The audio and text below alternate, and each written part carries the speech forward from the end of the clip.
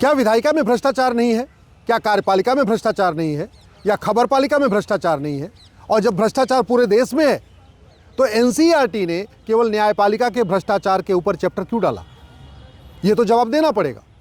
जब भ्रष्टाचार हर थाने में है, भ्रष्टाचार हर तहसील में है, भ्रष्टाचार प्रत्येक नगर निगम के ऑफिस में है, भ्रष्टाचार प्रत्येक डिपार्टमेंट में है, चाहे वो हेल्थ डिपार्टमेंट हो, चाहे पीडब्ल्यूडी डिपार्टमेंट हो, चाहे रेलवे डिपार्टमेंट हो, चाहे एजुकेशन डिपार्टमेंट हो, जब हर डिपार्टमेंट में भ्रष्टाचार है, फिर केवल न्यायपालिका के ऊपर एक चैप्टर डालना मुझे लगता है ये ठीक नहीं है। कड़वी सच्चाई यह है, भारत में प्रतिवर्ष लगभग 2 लाख लोग भ्रष्टाचार कारण आत्महत्या कर लेते हैं।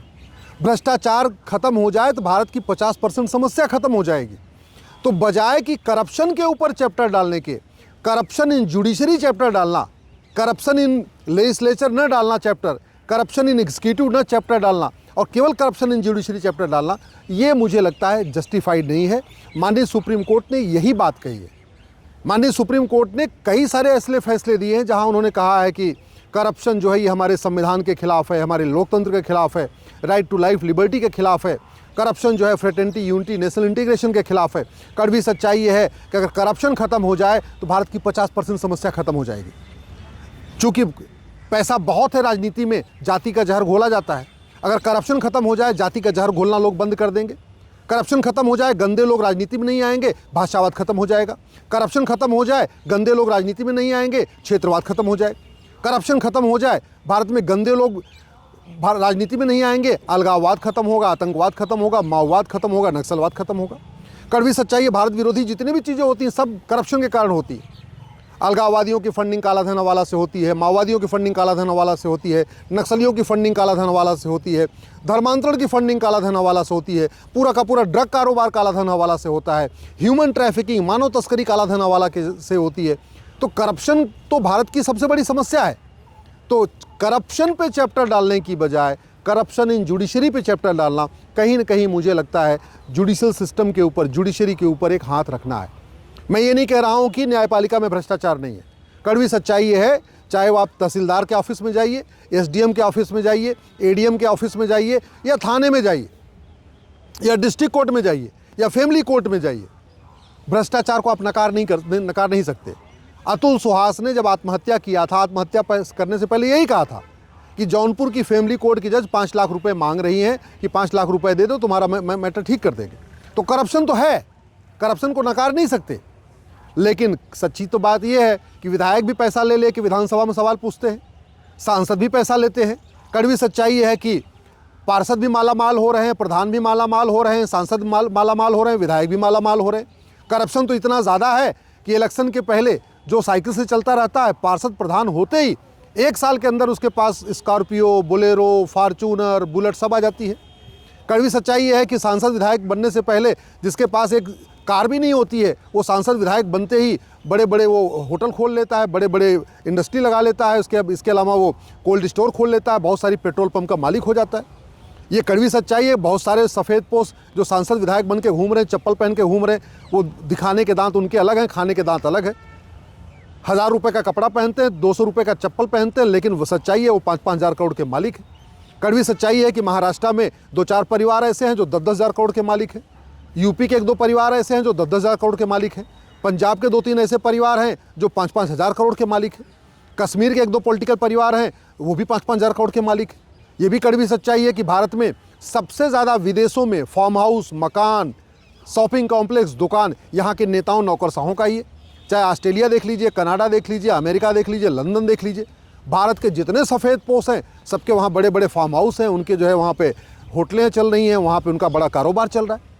तो करप्शन पे चर्चा करने की बजाय और करप्शन ख़त्म कैसे होगा इस पे चैप्टर डालने की बजाय करप्शन इन जुडिशरी डालना कहीं ना कहीं मुझे लगता है ये ठीक नहीं है। और वैसे भी वो पूरा जो चैप्टर मैंने भी पढ़ा, उस पूरे चैप्टर में ये बताया गया है कि 5 करोड़ केसेस पेंडिंग है, लेकिन उसमें कोई डिस्कशन नहीं है ये केस ख़त्म कैसे होंगे। उस पूरे चैप्टर को मैंने भी पढ़ा, उसमें उंगली तो उठा दी गई है, समस्या की बात हो गई है कि 5 करोड़ केसेस पेंडिंग है, न्यायपालिका में भ्रष्टाचार है, लेकिन भ्रष्टाचार कैसे ख़त्म होगा ये उस चैप्टर में कहीं लिखा ही नहीं। भ्रष्टाचार ख़त्म करने के लिए प्रत्येक यूनिवर्सिटी में, प्रत्येक कॉलेज में, स्कूल में, हर जगह खुली चर्चा होनी चाहिए। बड़ी सीधी सी बात है। जितनी बड़ी नोट होती है उतना ज़्यादा करप्शन होता है। तो इस बात पे चर्चा क्यों नहीं हो रही कि 100 रुपये से बड़ी नोट बंद कर दी जाए, जब जरूरत ही नहीं भारत में, जब सब लोग ATM Paytm Bhim UPI debit card use करने लग गए हैं। चाय वाला, पान वाला, रेडी वाला, पटरी वाला, गोलगप्पे वाला, 10-10, 20-20 रुपये भी डिजिटल ट्रांजैक्शन हो रहा है। फिर 100 रुपये से बड़ी नोट क्यों चल रही है? ये उस चैप्टर में नहीं लिखा हुआ है कि हाँ 100 रुपये से बड़ी नोट बंद हो जाए, 25% काला धन वाला भ्रष्टाचार खत्म हो जाएगा। जब इस भारत में सब लोग ATM Paytm Bhim UPI debit card करने लग गए, 1000 रुपये से ऊपर कैश लेन देन क्यों नहीं बंद होना चाहिए? इसके ऊपर उस चैप्टर में कहीं कुछ नहीं लिखा हुआ है। प्रॉपर्टी को आधार से लिंक कर देना चाहिए, इसके ऊपर उसमें चैप्टर में कहीं कुछ नहीं लिखा हुआ है। झूठी शिकायत, झूठी गवाही, झूठी जांच, झूठा एफिडेविट, झूठा एविडेंस, झूठे कागज बनवा के लोग दूसरों को लूट रहे हैं, वो करप्शन कैसे खत्म होगा? ये झूठी शिकायत, झूठी जांच सीरियस क्राइम होगा, उसके ऊपर उसमें कुछ नहीं लिखा हुआ है। तो उस पूरे चैप्टर में बीमारी तो लिखी हुई है लेकिन दवाई नहीं लिखी है, समस्या तो लिखी है, समाधान नहीं लिखा है। मेरा मानना है करप्शन भारत की एक कड़वी सच्चाई है। करप्शन हर डिपार्टमेंट में है। करप्शन जितना न्यायपालिका में है उससे ज़्यादा कार्यपालिका में है, और जितना न्यायपालिका और कार्यपालिका में उससे ज़्यादा विधायिका में करप्शन है। उतना ही करप्शन आपके खबर पालिका में है।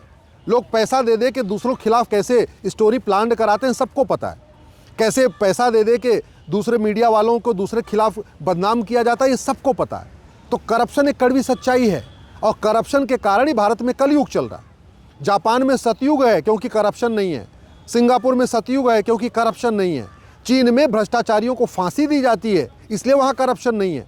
और भारत में कलयुग चल रहा है, क्यों? क्योंकि करप्शन है।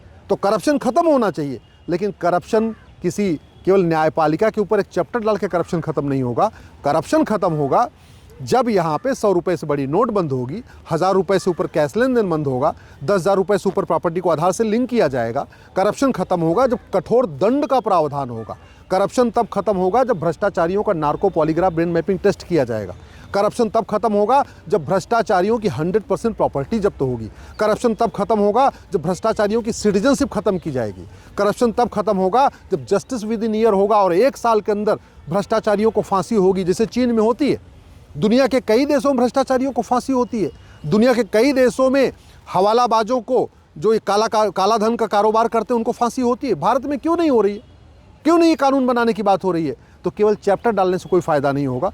करप्शन के ऊपर चर्चा होनी चाहिए, करप्शन खत्म होना चाहिए। जब तक करप्शन खत्म नहीं होगा तब तक भारत विश्वगुरु नहीं बन पाएगा। जब तक करप्शन खत्म नहीं होगा तब तक भारत का, हमारे पूर्वजों का सपना साकार नहीं होगा। जब तक करप्शन खत्म नहीं होगा भारत विकसित राष्ट्र नहीं बन सकता है।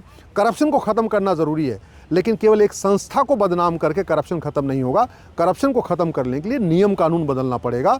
1 नेशन 1 पुलिस कोड लागू करना पड़ेगा। 1 नेशन 1 जुडिशियल कोड लागू करना पड़ेगा।